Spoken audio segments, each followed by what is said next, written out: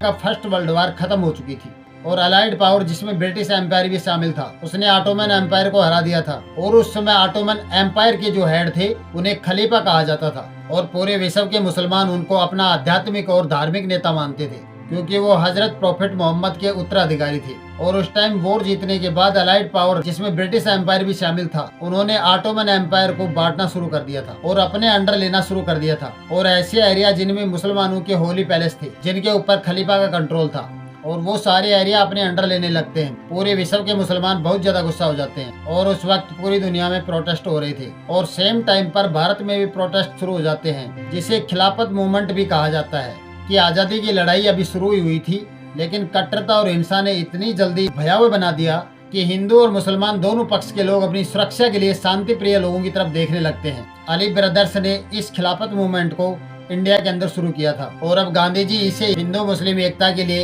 एक अवसर के रूप में देखते हैं। और गांधी जी खिलाफत मूवमेंट्स के अली ब्रदर्स से मिलते हैं और कहते हैं कि हम आपके खिलाफत मूवमेंट का पूरा समर्थन करेंगे और हिंदू मुस्लिम मिलकर अंग्रेजों के खिलाफ आएंगे। इस विचार को लेकर गांधी जी ने हर हिंदू से अपील की और खिलाफत मूवमेंट के समर्थन में आ जाते हैं और उन्होंने बहुत सारी कॉन्फ्रेंस भी करते हैं। और उसी टाइम कांग्रेस का नागपुर में सेशन चल रहा था। गांधी जी ने मुसलमानों के साथ साथ हिंदुओं को भी जोड़कर खिलाफत मुद्दे में भाग लेते हैं और इससे होता यह है कि भारत के मुसलमानों को विश्वास हो जाता है और वो लोग फिर से कांग्रेस का समर्थन करने लग जाते हैं। कांग्रेस जो कहती थी कि हम भारत में हिंदू और मुस्लिम दोनों के लीडर हैं, ये बात और मजबूत हो गई थी। और कांग्रेस की जो सेक्युलर अप्रोच थी इसमें कहा गया था कि भारत एक सेक्युलर देश होगा और हिंदू मुस्लिम सब एक साथ रहेंगे, वो और भी स्पष्ट हो गया था। इससे कांग्रेस और मजबूत हो गई थी और मुस्लिम लीग थोड़ी कमजोर पड़ गई थी। मुस्लिम लीग दावा कर रही थी कि भारत के सभी मुसलमानों के प्रतिनिधि हम हैं, लेकिन ये दावा थोड़ा सा हल्का पड़ गया था उस वक्त। और इसके बाद एक और आश्चर्यजनक घटना घटती है। उधर जिन्ना कांग्रेस और मुस्लिम लीग दोनों से इस्तीफा एक साथ दे देते हैं। उनका कहना था कि जब से गांधी जी आए हैं और जिन तरीकों का उपयोग करके नॉन कोऑपरेशन मूवमेंट और सिविल डिस मूवमेंट चला रहे हैं उससे जिन्ना बिल्कुल भी खुश नहीं थे। दूसरी बात, जिन्ना का कहना था कि कांग्रेस और मुस्लिम लीग ये दोनों धर्म की राजनीति कर रहे हैं जिसके वो खिलाफ थे। और यही सारे कारण बताकर जिन्ना कांग्रेस और मुस्लिम लीग से इस्तीफा देकर लंदन चले जाते हैं। लेकिन इसमें यह भी कहा जाता है क्योंकि कांग्रेस और मुस्लिम लीग दोनों में उन्हें कोई पूछ नहीं रहा था। कांग्रेस में गांधी जी की चल रही थी और मुस्लिम लीग में मुख्तार अहमद अंसारी अपनी चला रहे थे। इसी वजह से जिन्ना गुस्से में आकर गांधी जी को तानाशाह बोलकर और अपनी राजनीति छोड़कर सीधे लंदन पहुंच गए थे। और इसके बाद काफी समय तक हिंदू मुस्लिम साथ मिलकर अंग्रेजों के खिलाफ काम करते रहते हैं। लेकिन 1923 में ब्रिटिशर पंजाब के एक मुस्लिम क्षेत्र में एक म्युनिसिपल अमेंडमेंट एक्ट 1923 ले आते हैं। और ये जो एरिया था जहाँ मुस्लिम पहले से ही मेजोरिटी में थे, वहाँ पर पहले जितनी मुसलमानों की सीट थी इससे और भी ज्यादा सीटें बढ़ा दी जाती हैं और जो हिंदू पॉपुलेशन थी उनकी सीटें एक बैग कम कर दी जाती हैं। इस घटना की वजह से वहाँ के हिंदू भड़क गए और ऊपर से मुसलमानों को एक सेपरेट इलेक्टोरेट भी दे दिया जा रहा था और सेंट्रल लॉजिस्टिक काउंसिल में अलग से सीटें रिजर्व कर दी जाती है और यहाँ भी हमारी सीटें कम कर दी जाती हैं। और इसी वजह से इस पूरे एरिया में हिंदू मुस्लिम टेंशन दोबारा से बढ़ने लग जाता है। इन सब बातों का इम्पैक्ट इंडिया के बाकी हिस्सों में भी पड़ने लग जाता है। हिंदू महासभा ने कहा कि अगर ऐसी बात है तो हिंदुओं को जो रिलीजन के नाम पर ज्यादा सीटें दी जानी चाहिए। उसी समय वीर सावरकर ने जो अंडमान के सेक्युलर जेल में बंद थे उन्होंने हिंदुत्व के नाम पर एक बुक लिखी थी, हिंदू राज बनाने की बात कही गई थी और जिसको अंग्रेजों ने उसी टाइम पर बैन कर दिया था। ये सारी घटनाएं एक साथ हो रही थी और उसी समय पंजाब और यूपी में आर्य समाज ने शुद्धि कैंपेन चालू कर देते हैं और इसका प्रभाव धीरे धीरे इतना बढ़ा कि 2 साल में हिंदू कम्युनिटी के लोग कई नेताओं ने मिलकर आरएसएस का भी गठन कर देते हैं। कहने का मतलब ये है कि अब ये स्थिति थी जहाँ हिंदू मुस्लिम तनाव दिन ब दिन बढ़ता जा रहा था और अंग्रेजों को ऐसी ही परिस्थिति सूट कर रही थी।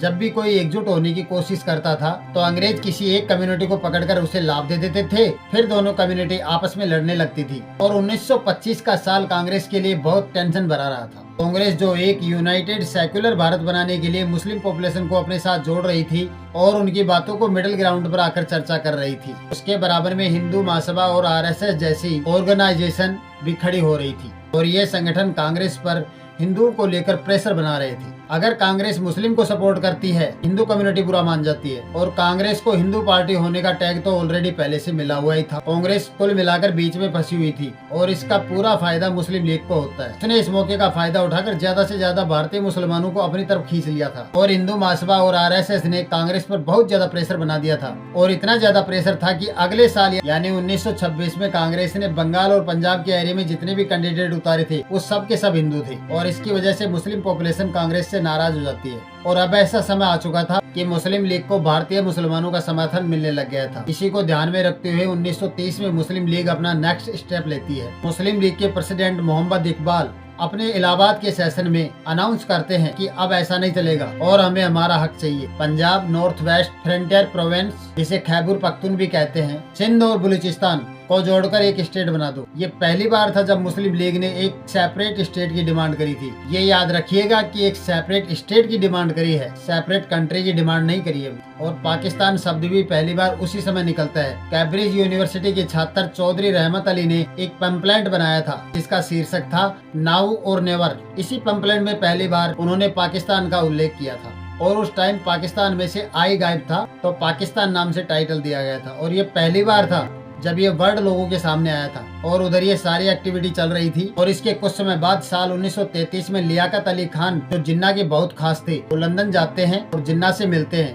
कहा जाता है कि उस टाइम लियाकत अली खान और जिन्ना ने चर्चा की थी कि जिन्ना को भारत वापस आकर मुस्लिम लीग ज्वाइन करना चाहिए और ज्वाइन करने के बाद अलग से मुस्लिम देश की मांग रखनी चाहिए। इसको 100% मुसलमानों का समर्थन मिलेगा और ये प्लान लंदन में तैयार होता है, ऐसा कहा जाता है। फिर अगले साल अप्रैल में, यानी अप्रैल 1934 को जिन्ना भारत वापस आकर सबसे पहले मुस्लिम लीग ज्वाइन करते हैं और वहां से आने के बाद मुस्लिम लीग के प्रेसिडेंट बनते हैं। और जब इस बार जिन्ना आए थे, उन्होंने अपनी पुरानी आइडियोलॉजी को बिल्कुल पीछे छोड़ दिया था। बिल्कुल बदले हुए जिन्ना भारत वापस आए थे। उनका पॉलिटिकल स्टैंड पूरी तरह से बदल गया था। उन्होंने मुस्लिम लीग को पूरी तरह से रीऑर्गेनाइज किया और लीडरशिप चेंज करते हैं और बैक टू बैक कांग्रेस को निशाना बनाते रहते हैं। जिन्ना का कहना था कि कांग्रेस एक हिंदू पार्टी है, मुस्लिमों को अलग से आइडेंटिटी चाहिए, अलग से देश चाहिए। और जिन्ना ने ट्रू नेशन थ्योरी को प्रमोट किया था कि हिंदू और मुस्लिम एक साथ नहीं रह सकते। उन्होंने भारत के एक एक मुसलमान को समझाना चालू किया और यूनाइटेड करना शुरू कर दिया जाता है। और जिन्ना ने मुसलमानों को समझाया कि कांग्रेस यूनाइटेड सेकुलर इंडिया के नाम पर मुसलमानों को कुछ नहीं देगी और सारी पावर हिंदुओं के हाथ में रहेगी।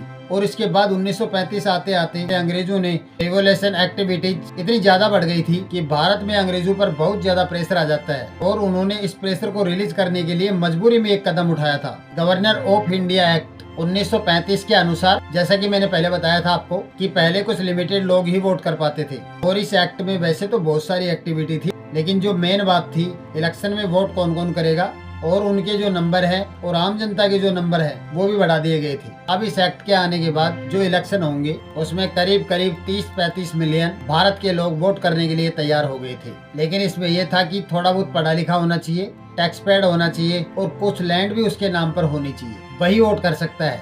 तो कुल मिलाकर गवर्नमेंट ऑफ इंडिया एक्ट 1935 के अनुसार पूरे भारत में जो चुनाव होंगे उसमें भारत की पॉलिटिकल पार्टियां जैसे कांग्रेस, मुस्लिम लीग, हिंदू महासभा ये सब लड़ेंगे और जो जीतेगा उस स्टेट को वही चलाएगा। और इसके साथ साथ एक गवर्नर भी नियुक्त किया जाएगा उस स्टेट के लिए। उनका प्लान था कि इस एक्ट को लाने के बाद अगले साल 1936 में अंग्रेज इलेक्शन करवाते हैं। टोटल 1585 सीटों पर इलेक्शन होते हैं और इस इलेक्शन में हिंदू महासभा और मुस्लिम लीग को बुरी तरह से पीछे छोड़ते हुए कांग्रेस ने 707 सीटों पर जीत हासिल करी और मुस्लिम लीग सिर्फ 106 सीटें ही जीत पाती है। यहाँ तक कि इस इलेक्शन में जो सीट मुसलमानों के लिए सेपरेट इलेक्टोरेट के साथ रिजर्व थी, वहाँ पर भी कांग्रेस ने मुस्लिम कैंडिडेट खड़ा करके मुस्लिम लीग को हरा दिया था। और इस इलेक्शन के बाद एक बात साफ हो गई थी कि भारत के सारे हिंदू और मुसलमान पॉपुलेशन के जितने भी रिप्रेजेंटेटिव थे वो कांग्रेस थी, मुस्लिम लीग नहीं। और ये जो इलेक्शन हुए थे ये मुस्लिम लीग के लिए बहुत बड़ा डिजास्टर था। इससे मुस्लिम लीग बिल्कुल भी खुश नहीं थी और यहाँ से मुस्लिम लीग एक और बहुत बड़ा शिफ्ट लेती है और बहुत ही अग्रेसिव तरीके से अपना स्टैंड बदलती है। और अब साल आता है 1939 और इस साल में एक और ऐसी एक्टिविटी होती है। इसकी वजह से कांग्रेस और मुस्लिम लीग एक बार फिर से अलग अलग रास्ते पर निकल जाती हैं। असल में होता क्या है कि इस साल ब्रिटिशर ने इंडिया की लीडरशिप से बिना पूछे अनाउंस कर दिया था कि सेकेंड वर्ल्ड वॉर में ब्रिटिश एम्पायर के साथ इंडिया भी शामिल है और इंडिया के जो सोल्जर हैं वो भी इस वॉर में पार्टिसिपेट करेंगे। इस बात को सुनकर कांग्रेस गुस्सा हो जाती है। हमसे बिना पूछे आप हमारा और हमारे सोल्जर्स का जो पार्टिसिपेट कर रहे हो और जो इस वर्ल्ड वार में करवा रहे हो। कांग्रेस ने कहा कि हम एक शर्त पर वर्ल्ड वार में आपका साथ दे सकते हैं कि अगर आप प्रॉमिस करो जब वर्ल्ड वार खत्म हो जाएगी तो वहाँ से आने के बाद आप हमें आजादी देंगे। लेकिन इस बात के लिए ब्रिटिशर नुकसान कर रहे थे और कांग्रेस ने क्या किया, उस वक्त इनके कैंडिडेट 707 लीडर जो इलेक्शन में जीत कर आए थे और कांग्रेस पार्टी के लीडर जो स्टेट चला रहे थे उन सभी को रिजाइन करवा देती है ताकि सारे काम रुक जाएं। और अंग्रेजों ने इसमें कई प्रकार के ऑफर भी दिए जैसे कुछ लिमिटेड पावर देना, जिसे अगस्त ऑफर भी कहा जाता है। लेकिन कांग्रेस ने कहा नहीं, हमें पूर्ण स्वराज चाहिए, हमें पूरी आजादी चाहिए, तभी हम आपका साथ देंगे। इसके बाद क्रिप्स कमीशन वगैरह बहुत सारी बातें सामने आई, लेकिन कांग्रेस अपनी बात पर अड़ी रहती है। कांग्रेस का ये मानना था कि ये बिल्कुल सही टाइम है और ब्रिटिशर के ऊपर प्रेशर बनाकर आजादी लेने का, और इस समय कांग्रेस अपने आंदोलन को और भी तेज कर देती है और गांधी जी ने क्विट इंडिया मूवमेंट की शुरुआत कर दी थी। मुस्लिम लीग की लीडरशिप ने सोचा कि ये बिल्कुल राइट टाइम है कि ब्रिटिशर को यहाँ अपना पूरा समर्थन करे, जब उनको सबसे ज्यादा जरूरत थी, और जब वॉर खत्म हो जाएगी फिर उसके बाद वो हमें सपोर्ट करेंगे, जैसे कि वो पाकिस्तान की डिमांड कर रहे थे। इन सब बातों को लेकर मुस्लिम लीग ने सोचा कि ब्रिटिशर का फेवर करेंगे, और इसी वजह से मुस्लिम लीग ने ब्रिटिशर को इस टाइम पर अपना बिना शर्त सपोर्ट दे दिया था। ऑलरेडी कहा जाता है कि मुस्लिम लीग ब्रिटिशर के लिए बहुत ही लॉयल थी। हिंदू महासभा कहती थी कि अगर मुस्लिम लीग अपनी सीट नहीं छोड़ती है तो हम भी नहीं छोड़ेंगे, और उन्होंने भी अपनी सीट नहीं छोड़ी। फिर अंग्रेजों को सपोर्ट करते हैं, और ये वही टाइम था जब कांग्रेस की जितनी भी लीडरशिप थी सबने रिजाइन कर दिया था, और वो क्विट इंडिया मूवमेंट की वजह से आधे से ज्यादा लीडर जेल में बंद थे। और इसी टाइम पर कांग्रेस थोड़ी सी बैकफुट पर आ जाती है, और इस टाइम पर हिंदू महासभा और मुस्लिम लीग दोनों ही बहुत स्ट्रॉन्ग हो गई थी। दोनों ग्रुप आपस में खुलकर लड़ रहे थे। मुस्लिम लीग का कहना था कि हम मुस्लिम इंटरेस्ट को प्रोटेस्ट करेंगे, और उधर हिंदू महासभा का कहना था कि हम हिंदुओं के हित के लिए प्रोटेस्ट करेंगे। और ये हिंदू महासभा कह रही थी जब तक हिंदुओं के हित की सुरक्षा नहीं होगी, जब तक मुस्लिम लीग हमारी बात नहीं मानेगी, और मुस्लिम लीग कह रही थी मुसलमानों के हित जब तक सुरक्षित नहीं होंगे, जब तक हिंदू हमारी बात नहीं मानेंगे। और कांग्रेस जो सेकुलरिज्म की बात करती थी उसकी तो आधे से ज्यादा लीडरशिप जेल में पड़ी थी, उसकी तो आधी से ज्यादा लीडरशिप पावर से बाहर थी और आधी जेल में बंद थी। और इस टाइम पर हिंदू मुस्लिम दंगे बहुत तेज हो गए थे, और इस परिस्थिति ने भारत को पार्टीशन की तरफ बहुत तेजी से ढकेल दिया। भारत के मुसलमानों को कन्विंस करना और हिंदू मुसलमान एक साथ नहीं रह सकते, सारी जिद्दोजहद के बाद मुस्लिम लीग का एक सेशन होता है, और इस सेशन में इन्होंने एक ऑफिशियल रेगुलेशन पास करके अनाउंस कर देते हैं कि हिंदू मुस्लिम एक साथ नहीं रह सकते।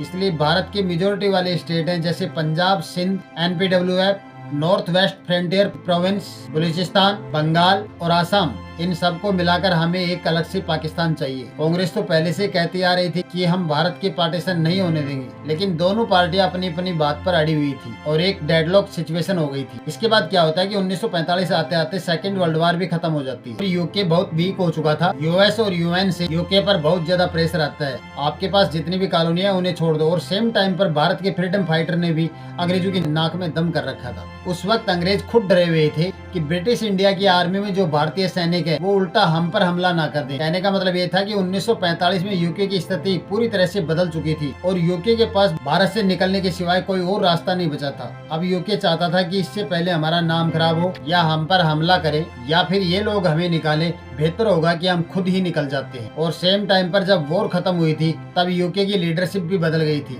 और जब लेबर पार्टी सत्ता में जीत कर आई थी और अब क्लेमेंट यूके के नए प्राइम मिनिस्टर बनते हैं। प्राइम मिनिस्टर बनने के बाद 15 मार्च 1945 को उन्होंने एक ऐतिहासिक घोषणा करते हैं कि अब यूके इंडिया पर अपना कंट्रोल नहीं रखेगा और भारत को छोड़कर वापस चला जाएगा, यानी कि भारत को आजादी दे दिया जाएगा। यूके ने ये बात कह तो दिया था कि आजादी दे देगा, लेकिन सवाल ये था कि आजादी किसे दें। दो प्रमुख प्रतिनिधि थी, एक मुस्लिम लीग और दूसरी कांग्रेस, लेकिन दोनों ही अलग अलग रास्तों पर चल रही थी। कोई भी अपनी बात से पीछे हटने को तैयार नहीं था। मुस्लिम लीग तो पहले से ही कह रही थी कि वो भारत के सारे मुसलमानों की प्रतिनिधि करने वाली पार्टी है, और जबकि कांग्रेस का कहना था कि वो भारत के सभी लोगों की, चाहे वो हिंदू हो या मुसलमान, हम सभी के प्रतिनिधि है। इस परिस्थिति में आजादी की बात किससे और किस तरह से करनी चाहिए, इस पर कोई तस्वीर साफ नहीं थी। और इस समस्या को हल करने के लिए ब्रिटिशर ने अगले साल 1946 की शुरुआत में एक इलेक्शन करवाने की बात करते हैं। इलेक्शन करवाने का मुख्य कारण था कि अंग्रेज ये जानना चाहते थे कि भारत की पॉलिटिकल पार्टियां जैसे मुस्लिम लीग और कांग्रेस को ग्राउंड लेवल पर लोगों का कितना समर्थन मिलता है और लोग वास्तव में क्या चाहते हैं। और इस इलेक्शन को कराने के पीछे एक और कारण था। मुस्लिम लीग जो अलग से पाकिस्तान बनाने की मांग कर रही थी,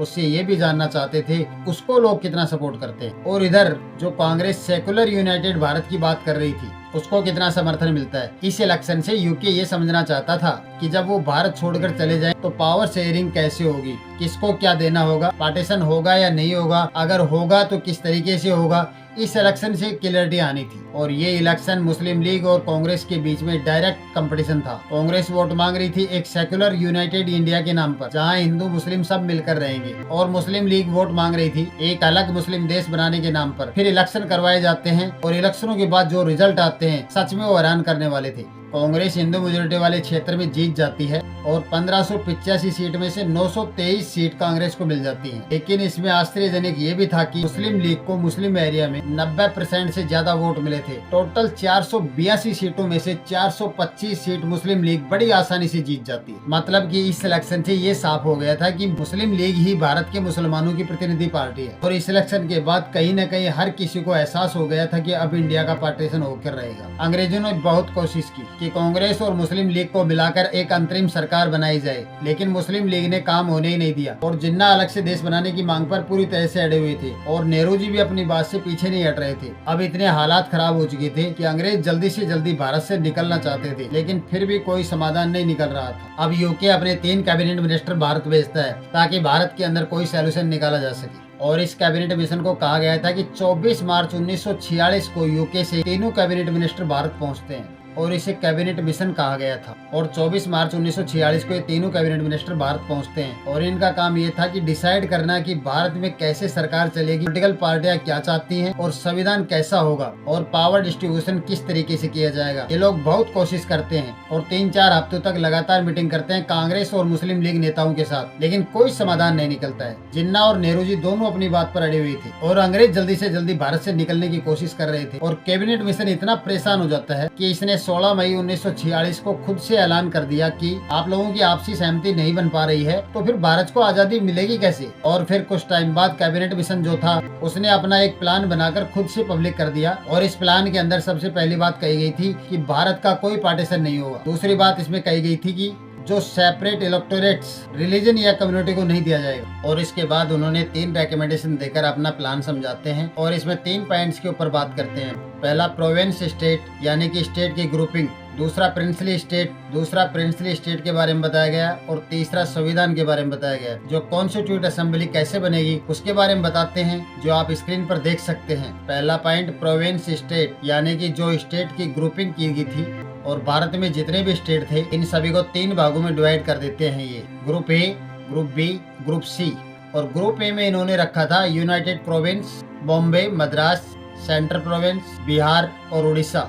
और ये ग्रुप बी में रखते हैं Punjab, Sindh, north west frontier province और बलूचिस्तान। और ग्रुप सी में रखते हैं बंगाल और आसाम। अगर आप इन तीनों ग्रुपों को ध्यान से देखोगे तो इसमें नोटिस करोगे कि ग्रुप ए जो है ये हिंदू मेजोरिटी वाले स्टेट हैं और ग्रुप बी और ग्रुप सी ये मुस्लिम मेजोरिटी वाले स्टेट हैं। इसके साथ साथ उन्होंने कहा कि जितने भी राज्य हमने डिवाइड किए हैं यानी कि जो प्रोविंस डिवाइड किए थे वो अपना खुद का एक कॉन्स्टिट्यूशन बनाएंगे और फिर सब मिलकर पूरे देश का कॉन्स्टिट्यूशन बनाएंगे। तो बेसिकली इसमें पूरा अनडिसाइडेड भारत था और इसको सिर्फ एक सेंट्रल गवर्नमेंट के अंडर न रखकर 3 टियर सिस्टम बना दिया गया था। और सबसे पहले सेंट्रल गवर्नमेंट होगी और उसके बाद ग्रुप्स होंगे और फिर लास्ट में स्टेट्स होंगे। सेंट्रल गवर्नमेंट के हाथों में फाइनेंस, फॉरेन अफेयर्स और कम्युनिकेशन ही होंगे। बाकी सभी बातों का डिसीजन स्टेट खुद कर लेंगे। ये पूरा सिस्टम अंग्रेजों ने बनाकर भेज दिया।